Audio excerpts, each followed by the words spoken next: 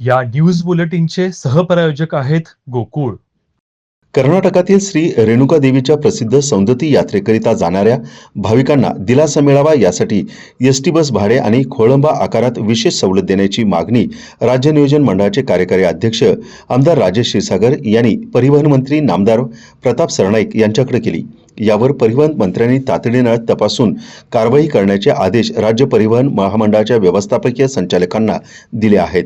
दरवर्षी कोल्हापूर जिल्ह्यासह परिसरातील लाखो भाविक सौंदती डोंगरावरती श्री रेणुका देवीच्या यात्रेसाठी जातात. गेल्या 35 वर्षापासून भाविक एसटी गाड्यांचा वापर करीत असून गेल्या 12 वर्षांच्या पाठपुराव्यानंतर विशेष सवलतीचे दर लागू करण्यात आले होते.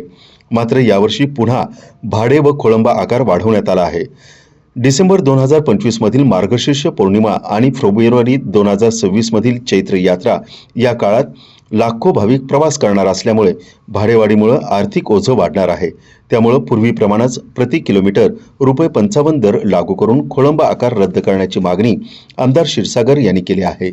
दरम्यान आमदार क्षीरसागर यांनी परिवहन महामंडळाच्या कोल्हापूर विभाग नियंत्रकांना भाडे व खोळंबा आकारासंबंधी प्रस्ताव सादर करण्याच्या सूचना दिल्या असून लवकरच यावर तोडगा निघून भाविकांना दिलासा मिळेल असा विश्वास व्यक्त केला आहे.